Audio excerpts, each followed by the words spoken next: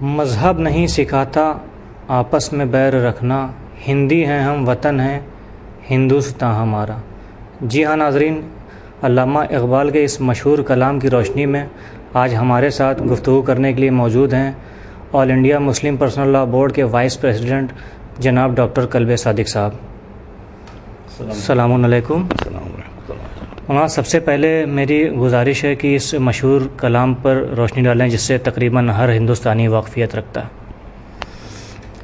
علامہ اقبال کا یہ شعر آپ نے پڑھا، بہت اچھا شعر ہے یہ، مگر ہمارے یہاں دین کی اصل بنیادوں یعنی قرآن اور سنت رسول اور ارشادات ائمہ طاہرین سے دور ہونے کا نتیجہ یہ ہے کہ بہت سی غلط باتیں ہمارے یہاں آ گئی ہیں۔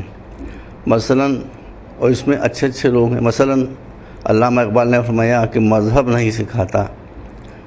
مذہب اسلامی اصطلاح ہے ہی نہیں دین کے معنوں میں۔ اسلام میں دین الگ ہے، مذہب الگ ہے۔ دین وہ ہے کہ جو اللہ نے بنایا ہے، اسلام۔ مذہب وہ ہے جو بندوں نے بنایا ہے، یا اس میں فرقوں کے معنی میں آتا ہے یا مسلک کے معنی میں آتا ہے۔ مذہب کو دین کے معنی میں استعمال کرنا اوریجنلی صحیح نہیں تھا، لیکن کثرت استعمال سے اب میر تقی میر نے کہا کہ میر کے دین و مذہب کو کیا پوچھے ہو کہ انہوں نے تو قشقا خیچہ دیر میں بیٹھا کب کا ترک اسلام کیا۔ تو مگر پھر بھی یہ بنیادی بات ذہن میں رکھنا چاہیے کہ مذہب انسانوں کا بنایا ہوا ہے جو مسلک کے معنوں میں ہے، دین اللہ کا بنایا ہوا ہے۔ جب دین اللہ کا بنایا ہوا ہے تو دین کی ڈیفینیشن کیا ہے، یہ ہمیں قرآن میں دیکھنا پڑے گی، یہ ہمیں سنت رسول میں دیکھنا پڑے گی، یہ ہمیں ائمہ طاہرین کے ارشادات میں دیکھنا پڑے گی۔ اپنے دل کی اپج سے ہم دین کے اصول نہیں بنا سکتے ہیں۔ علامہ اقبال نے جو بات کہی ہے وہ صحیح تو ہے مگر پوری نہیں ہے۔ وہ تم نے نگیٹو پہلو دکھایا کہ مذہب نہیں سکھاتا آپس میں بیر رکھنا۔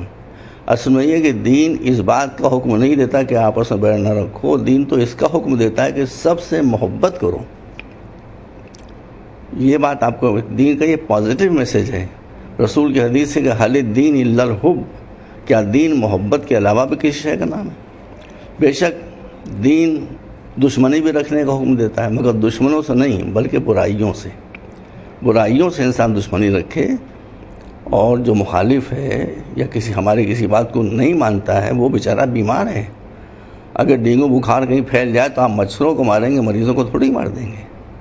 اس لیے ہمارا فریضہ ہے کہ ہم برائیوں کو اپنے قریب بنانے دیں، لیکن برے لوگوں کو ہم اپنے پاس بٹھائیں، ان کو سمجھائیں، میٹھی بات کریں، ان کی مشکلوں کو حل کریں۔ اسلام کیسے پھیلا تھا؟ دعوت ذوالعشیرہ میں پوری عرب دنیا کے مقابلے میں جب رسول کھڑے ہوئے تو جیسا کہ مارٹن لنکس نے لکھا ہے کہ ایک بڑے ہاتھ پر ایک چھوٹا ہاتھ آیا۔ بڑا ہاتھ رسول اللہ کا، چھوٹا ہاتھ حضرت علی کا جو 11 برس کے تھے۔ کسی کو خبر بھی نہیں تھی، اس نے لکھا ہے کہ یہ چھوٹے اور بڑا ہاتھ مل کر پوری دنیا میں انقلاب لے آئیں گے، لیکن انقلاب لے آئے، اس لیے کہ رسول نے کبھی کسی سے پرسنلی دشمنی نہیں رکھی، اصولوں پر وہ سمجھوتا نہیں کرتے تھے۔ لیکن رسول ہوں یا مولا علی ہوں یا حضور کے سچے صحابہ ہوں یا ائمہ طاہرین ہوں، انہوں نے کبھی کسی سے ذاتی دشمنی نہیں رکھی۔ اس کے لیے پورے تاریخ اوراق ہزاروں صفحے ہمارے سامنے موجود ہیں۔ ایک مثال ایسی نہیں دی جا سکتی ہے کہ جہاں رسول یا کسی امام نے یا ان میں سے کسی کے صحابی نے جو سچے تعلیمات پر چلنے والے ہیں ان میں سے کبھی کسی نے کسی پرسنل ایشو پر کسی سے دشمنی رکھی ہو۔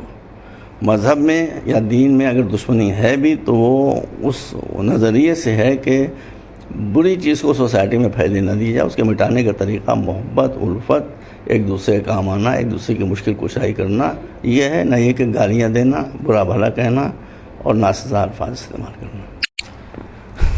جب کسی مذہب کے ماننے والے، چاہے وہ ہندو ہوں، مسلمان ہوں، سکھ ہوں، عیسائی ہوں، یا مسلمانوں کے درمیان جو الگ الگ سیکٹس ہیں، ظاہر سی بات ہے ان میں اچھے لوگ بھی ہوتے ہیں اور برے لوگ بھی ہوتے ہیں۔ تو جب یہی برے لوگ فساد، دنگے اور تعصب پھیلانے کی وجہ بنتے ہیں تو ایسے میں ان اچھے لوگوں کا کیا فریضہ ہے؟ ہر مسلمان شیعہ ہو یا سنی اسلام کا سپاہی ہے۔ اسلام کا سپاہی عقل سے لڑتا ہے، لاجک سے لڑتا ہے، جو قرآن مجید نے کہا ہے وَجَادِلْهُمْ بِالَّتِي هِيَ احسن، محبت کے ہتھیار سے لڑتا ہے، دشمنیوں سے نہیں لڑتا ہے۔ اسلام یا تشیع جو اہل بیت کا راستہ ہے، یہ لوگوں کے دلوں کو جیتنے کے لیے آئے ہیں، لوگوں کی گردنیں کاٹنے کے لیے نہیں آئے ہیں، نہ اسلام میں خواہ اپنی گردن کٹا دینے کے لیے آئے ہیں۔ اسلام میں جان کی بہت اہمیت ہے۔ یہ بھی ایک مسئلہ ہے کہ ضیاء الحق پلین میں چل گیا، ان کو شہید کہہ دیا گیا۔ شہید اتنا آسان نہیں ہے۔ شہید وہ ہے کہ جس کی پوری زندگی اپنے مقصد کے لیے وقف ہو اور اسی مقصد کے لیے وہ جان دے دے، وہ شہید ہوتا ہے۔ یہ تھوڑی کوئی لولا لنگڑا کوئی ڈاکو کوئی چور اٹھا، اس نے اللہ اکبر کہہ کر اپنا سر کٹا دیا، وہ شہید ہو گیا؟ اتنی جلدی شہید نہیں ہوتا ہے۔ تو جو میں عرض کر رہا تھا آپ کے سامنے کہ ایک بات جو بنیادی ہے وہ یہ کہ جھگڑا کب ہوتا ہے؟ جھگڑا اس وقت ہوتا ہے کہ جب انسان کی بھاوناؤں کو، جب انسان کے جذبات کو بھڑکا دیا جائے، تب جھگڑا ہوتا ہے۔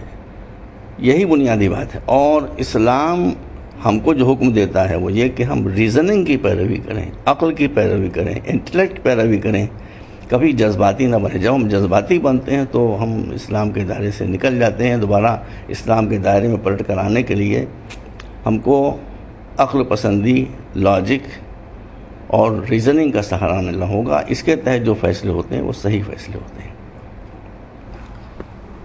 ہم ہندوستانی ہیں اور ہمارا ملک بہترین ملک ہے۔ اس میں ہندو بھی رہتے ہیں، مسلمان، سکھ، عیسائی۔ تو ان دھرموں سے جڑے ہوئے لوگ ان دھرموں پر رہ کر آپسی اتحاد کس طرح رکھ سکتے ہیں؟ یہ کوئی مبالغہ نہیں، ہر مسئلے کا حل قرآن و سنت نے پیش کر دیا ہے۔ جو حدیث میں رسول اللہ کوٹ کرنے جا رہا ہوں یہ سنی اور شیعہ دونوں میں مسلم حدیث ہے، جس میں حضور نے فرمایا ہے کہ قوم اس وقت تک سنبھلی رہتی ہے جب اس تک اس کے دو طبقے سنبھلے رہتے ہیں، ایک دھارمک گرو، مذہبی لوگ، دینی رہنما، اور دوسرے پولیٹیشینز، سیاسی نیتا۔ جب تک یہ سنبھلے رہتے ہیں پوری قوم سنبھلی رہتی ہے۔ ہندوستان کا مسئلہ یہی ہے، مجھے بہت افسوس کے ساتھ یہ کہنا پڑتا ہے کہ چند ایک کو چھوڑ کر نہ یہاں کے سیاستداں ایماندار ہیں اور نہ مولوی دیندار ہیں۔ سب دین اور ملک کے نام کے اوپر اپنی امیج بنانے کے لیے، اپنی بلڈنگیں کھڑی کرنے کے لیے لوگوں کو لڑاتے ہیں، لوگوں کی توجہ کو غلط باتوں کی طرف منسوب کرتے ہیں اور اسی پر اپنی ہنڈیاں وہ چڑھاتے ہیں اور اس کو سیکتے ہیں اور ذریعہ آمدنی بناتے ہیں۔ میں آپ کے سامنے حضرت امام موسیٰ کاظم علیہ السلام کی ایک حدیث پیش کر رہا ہوں، جس میں آپ نے ارشاد فرمایا کہ دیکھو ہم کو غور سے سنے، سب حضرات سنی میں شیعہ امام تو ہمارے ایسے ان کو سب مانتے ہیں۔ آپ نے فرمایا کہ دیکھو ہم کو کبھی اپنی انکم کا ذریعہ نہ بنا لینا۔ اسی کے ساتھ دوسرا جملہ ہے، فرمایا وَلَا تَتَرَأْسُوا بِنَا، اور ہمارے ذریعے سے لوگوں کے سروں پر سوار نہ ہو جانا۔ اسلام اس لیے آیا ہے کہ آپ نیچے بیٹھ کر غریبوں کی خدمت کریں۔ ہمارے بہت سے دھرم گرو ایسے ہیں، مجھے بہت افسوس ہے کہ جو اسلامی تعلیمات سے یا تو ان کو معلوم نہیں ہے یا کیا پتہ ہے، بہرحال جو ہٹ گئے ہیں۔ ایک موقع کوئی صاحب ہم کو بتا دیں، سنی یا شیعہ سب ہمارے بھائی ہیں، کہ جب رسول اللہ نے اپنی جوتیاں کسی سے اٹھوائی ہوں، کسی محفل میں جاتے ہو یا مجلس میں جاتے ہو، ایک موقع ایسا بتا دیں کہ جب مولا علی نے کسی گیدرنگ یا کسی جلسے میں یا نماز میں جانے سے پہلے اپنی جوتیاں کسی اور سے اٹھوائیں، یہ برداشت نہیں کرتے تھے۔ حضرت علی جب کوفے میں خلیفہ بن کر تشریف لائے ہیں اور بہت بڑا مجمع بیٹھا ہوا نماز کے لیے نئے خلیفہ کا استقبال کر رہا تھا، تو آپ لوگ دیکھ رہے تھے کہ بھئی خلیفہ اپنی شان سے آئے گا، لیکن وہ خلیفہ جو آیا وہ اس شان سے آیا کہ معمولی کپڑے تھے، اپنی جوتیاں حضرت علی اپنے ہاتھ میں اٹھائے ہوئے تھے۔ کون سا انسان وہ ہے کہ جو حضرت علی سے بڑا ہو؟ جب حضرت علی اپنی جوتیاں اپنے ہاتھ میں اٹھائے ہوئے تھے تو ہمارے کسی عالم دھرم گرو کو کہاں سے حق حاصل ہے کہ وہ دوسروں سے بھی جوتیاں اٹھوائے یا اس بات کا انتظار کرے کہ جب ہم آئیں تو پوری پبلک تعظیم کے لیے کھڑی ہوئی تھی؟ یہ سب غیر اسلامی باتیں ہیں۔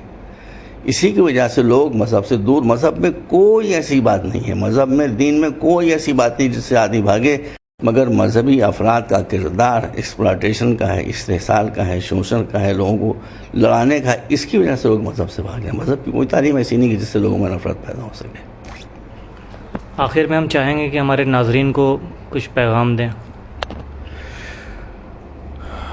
میں ناظرین کو کیا پیغام دوں؟ جب میں ناظرین کو پیغام دینا چاہتا ہوں تو میرے گناہوں کی لسٹ میرے سامنے آ جاتی ہے، کس منہ سے میں کیا بات کہوں۔ لیکن اگر ہم مسلمان ہیں، اگر ہم اس وقت میں چونکہ شیعہ سکھ سے میرا تعلق ہے، ہم شیعہ ہیں، تو ہمارے پاس مولا علی نے ارشاد فرمایا کہ اشتبہت الامور فعلیکم بالقرآن، جب کسی مسئلے میں تمہیں شبہ ہو کہ یہ صحیح ہے یہ صحیح ہے تو اپنی ذاتی قیاس آرائی نہ کرو کہ یہ ہے اور وہ ہے۔ میں اپنے سننے والوں کو چاہے وہ کسی مسلک سے تعلق رکھتے ہوں، میں یہ دعوت دوں گا کہ اسلام کا حکم اگر ماننا ہے، آپ کو دیکھنا ہے کہاں پر ہے، تو مولا نے جو فرمایا کہ آپ سب سے پہلے قرآن میں جائیں۔ اگر قرآن میں اس مسئلے کا بفرض آپ کو جواب نہیں مل رہا ہے تو دوسری چیز جو رسول نے چھوڑی وہ اہل بیت ہے، اہل بیت کے پاس ہے۔ اپنے دل سے جو چیز آپ کو پسند آئے اس کو آپ اسلام کا جز بنا کر لوگوں میں رائج کر دیں، اور جو اسے نہ کرے اسے آپ کہہ دیں کہ یہ دشمن رسول دشمن اہل بیت ہے۔ وہ دشمن اہل بیت دشمن رسول ہو یا نہ، مگر یہ کہنے والے عقل کے دشمن ضرور ہیں۔ یہ ان چیزوں کو جیسے میرا دل جلا کرتا ہے، لیکن میں کہہ نہیں پاتا ہوں۔ ایک نئی رسم شروع ہوئی ہے، کیک کٹ رہے ہیں۔ اور بھائی کیک کٹنے کا اسلام سے کیا تعلق ہے؟ رسول اللہ کے زمانے میں کیک نہیں، روٹی تو موجود تھی۔ کس امام کی ولادت کے موقع پر روٹی کاٹی گئی ہے، یا گلاب جامن کو کاٹا گیا ہے، یا حلوے کو کاٹا گیا ہے؟ اپنے دین کی بہترین چیزوں کو چھوڑ کر جو سادگی ہے، سادگی اور دوسرے دھرم کی چیزوں کو لینا، اس کا مطلب ہے کہ ہم انفرٹی کمپلیکس میں ہیں، احساس کمتری کا شکار ہیں۔ جو لوگ شیعوں میں یا سنیوں میں یا مسلمانوں میں ادھر ادھر ہو گئے، ہماری ان سے بھی کوئی دشمنی نہیں ہے۔ یہ جو الفاظ ہماری زبان سے نکل رہے ہیں یہ افسوس ہے، رنج ہے، جو الفاظ کی شکل اختیار کر کے میری زبان پر آ رہا ہے۔ یہ تھے جناب ڈاکٹر قلب صادق صاحب۔ اب ہمیں اجازت دیجیے۔ شاداب حسین، چینل ون، لکھنؤ۔